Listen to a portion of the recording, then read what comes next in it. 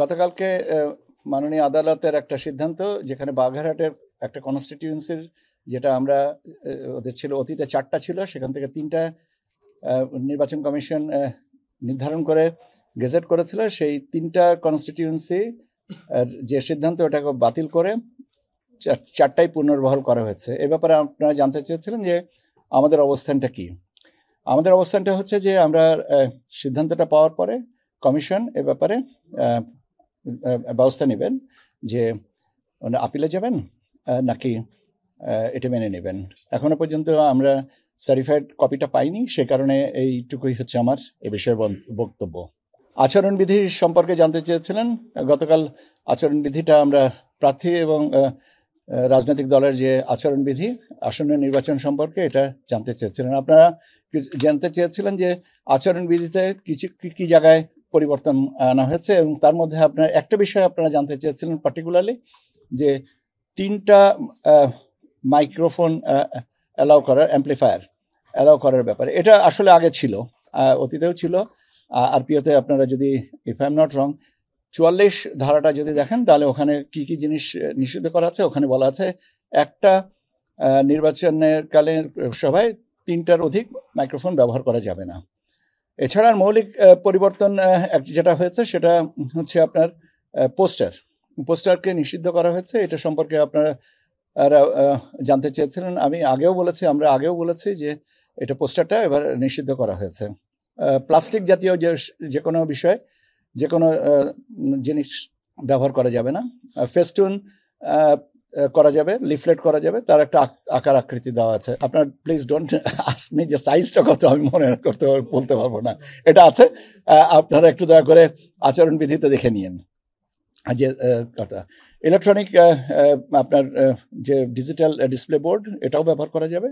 আর আমি একটু বলেছি যে লিফলেটের কথাটা, কোনো চলাচলে প্রতিবন্ধকতা সৃষ্টিকারী কোনো আপনার স্থাপনা তৈরি করা যাবে না। আর এখানে আরেকটা নতুন সংযোজন হয়েছে যে প্রার্থী এবং রাজনৈতিক দলের আপনার একটা হলফনামা, যে আচরণবিধি এবং প্রাসঙ্গিক আইন কানুন মেনে চলবো, এরকম একটা। এটা যদি প্রার্থী রাজনৈতিক দলের সমর্থন নিয়ে প্রতিদ্বন্দ্বিতা করেন, সেক্ষেত্রে প্রার্থী এবং রাজনৈতিক দল দুজনেই আপনার এই অঙ্গীকারনামায় স্বাক্ষর করবেন বা অঙ্গীকারনামা দিবেন। আর যদি স্বতন্ত্র প্রার্থী হন, তাহলে সেক্ষেত্রে তিনি এককভাবেই এটা দিবেন। এই হচ্ছে মোটামুটিভাবে ব্রড ফ্রেম অফ রেফারেন্সে আচরণবিধি। গণভোটের ব্যাপারে আপনারা জানতে চেয়েছিলেন। আমি অতীতেও বলেছি, আজকেও বলছি যে গণভোট সম্পর্কে আমরা নির্বাচন কমিশনে বা আমার পর্যায়ে, মানে সচিবালয় পর্যায়ে, আমরা এখনো পর্যন্ত কোনো নির্দেশনা বা আলোচনায় পাইনি। কাজে এই ব্যাপারে আমার অবস্থান আগেও যা ছিল, আমাদের অবস্থান আগেও যা ছিল, একই রকম আছে। আপনারা আইন শৃঙ্খলা সংক্রান্ত বিষয়ে জানতে চেয়েছেন, যে এটা আইন শৃঙ্খলা বিষয়ে আমরা যে একটা আমরা সংশ্লিষ্টদের নিয়ে আলোচনা করেছি। এখানে একটা মতবিনিময় সভা হয়েছে। সে সভায় আমরা বেশ কিছু সিদ্ধান্ত নেওয়া হয়েছে। সেই সিদ্ধান্তের আলোকে যে যার জায়গাটা তৈরি করবেন, এবং আমরা এই মাসের শেষের দিকে, লাস্ট উইক, আমরা আরেকটা মিটিং করব, যে ওই অগ্রগতিগুলো কি হলো সেটার স্টক টেকিংয়ের জন্য, এবং সেইভাবে আমরা আগাচ্ছি। মতবিনিময় বা সংলাপের ব্যাপারে জানতে চেয়েছিলেন আপনারা। সংলাপ আমি আপনাদেরকে অতীতেও বলেছিলাম যে আচরণবিধিটার জন্য আমরা অপেক্ষা করছি। আচরণবিধিটা যেহেতু পেয়েছি, আমরা আগামী পরশুদিন থেকে এটা সংলাপটা শুরু করার ইচ্ছা আছে আমাদের। এখন সেই বিষয়টা নিয়ে এখন কাজ করা শুরু করব। কাদেরকে ডাকবো এখনো পর্যন্ত এটা ঠিক করিনি। এটা আলোচনা করে আমরা এটার ব্যাপারে সিদ্ধান্ত নিব।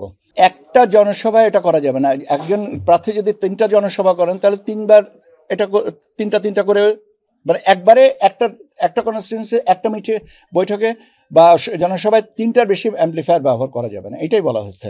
কিন্তু তিনি যদি একাধিক জনসভা করেন, একটার পর একটা 3টা করে করবেন, সেখানে তো বাধা নেই।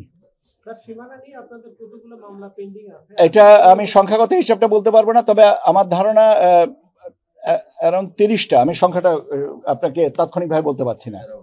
অ্যারাউন্ড 30টা বা বেশি হতে পারে, কেন প্রত্যেক দিনে গতকালকেও 2টা নোটিশ পেয়েছি। কাজেই এটা আমি আপনাকে তাৎক্ষণিকভাবে বলতে পারছি না। এই সীমানার জটিলতার কারণে আপনার কি 5 তারিখে যে তফসিল, এটাতে কোনো প্রভাব পড়বে কিনা? প্রভাব পড়বে কিনা, পড়তে পারে। কেন সীমানার ব্যাপারটা যদি হয় তাহলে প্রাসঙ্গিকভাবে যে এটা নির্ভর করছে কমিশন সীমানা নির্ধারণের যে কি বলে আদালতের আদেশ সেটা কিভাবে পর্যালোচনা করবেন বা তার পরবর্তী পদক্ষেপটা কিভাবে নেবেন সেটার উপরে নির্ভর করছে।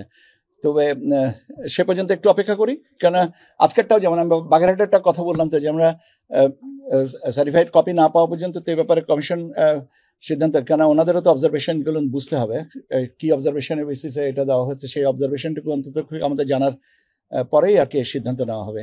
কাজে আপনার প্রশ্নের উত্তর হ্যাঁ না দুটোই। আমি আপনাকে একটু বলেছি যে মাননীয় আদালতের অবজারভেশন না পাওয়া পর্যন্ত এই ব্যাপারে আমার মনে হয় যে কোনো মন্তব্য করার সুযোগ নেই, কারণ অবজারভেশনটা তো নিশ্চয়ই মাননীয় আদালত দিবেন, না দিলে তো এখন আমরা তো জানি যে এটা আইনগতভাবে এটা নিয়ে চ্যালেঞ্জ করা যায় না, তারপরে তো রিট হয়েছে। এখন দেখা যাক আমরা অবজারভেশনটা কি পাই, সেই অনুযায়ী আমরা পরবর্তী ব্যবস্থাটা নিব। আমরা 13 তারিখে ইনশাল্লাহ আমাদের ব্যবস্থা রাখবো। আয়োজনটা আমরা সংলাপের বা আলোচনা আমরা মত বিনিময় যেটাই বলি না কেন আমরা আমাদের 13 তারিখে আমরা নিশ্চয়ই সেটা করব। আমরা আশা করব যে সবাই পজিটিভ রেসপন্স করবেন, কেন আমরা তো আগাগোড়াই বলেছি যে আমরা সংলাপ একটা অংশ, এবং আমি আগাগোড়াও একটা কথাই বলেছি যে আমরা দুটো বিষয়ে একটু পিছিয়ে ছিলাম। একটা হচ্ছে যে আপনার রাজনৈতিক দলগুলোর সাথে মত বিনিময় বা সংলাপ, আর দ্বিতীয়টা হচ্ছে যে পর্যবেক্ষকদের আপনার নিবন্ধন। এই দুটো বিষয়ে আমরা পিছিয়ে আছি। আমি আগাগোড়াই সবসময় আপনাদেরকে বলেছি এখানে তো কোনো কিছু এখন, তারপরেও আমাদের চেষ্টাটা আছে এই মাসের ভিতরে যাবতীয় কার্যক্রমটা করে আমরা যেন একটা লক্ষ্যমাত্রায় পৌঁছাতে পারি। এবং আমি বিশ্বাস করি যে আমাদের অনুরোধে রাজনৈতিক দল যাদের সাথে আমরা 16 তারিখ থেকে আলোচনায় মানে মত বিনিময় করবো তারা নিশ্চয়ই সাড়া দিবেন। 13 তারিখ থেকে, মাই অ্যাপোলজিস, 13 তারিখে থেকে আগামী বৃহস্পতিবার থেকে যাদেরকে আমরা অনুরোধ করবো এসে আমাদের সাথে কথা বলার জন্য, এবং আপনারাও উপস্থিত থাকবেন, আপনারা দেখবেন যে আলোচনাগুলো কিভাবে হচ্ছে। আমরা 513তেই করবো এবং নিবন্ধিত 512 না, আচ্ছা 520 আমাদের 520 নম্বর কক্ষে সম্মেলন, আমাদের যে অডিটোরিয়াম আছে ওইখানেই আমরা করব বা আমাদের কনফারেন্স রুমে করব, আর আপনাদের জন্য বাইরে ব্যবস্থা রাখা থাকবে যেন আপনারা লাইভ প্রোগ্রামটা দেখতে পারেন। আমরা আগামী রোববার থেকে শুরু করি এবং নিবন্ধিত দলগুলোকে নিয়েই তো করতে হবে আলোচনাটা। আমার মনে হয় যে দ্যাটস অল। আর কিছু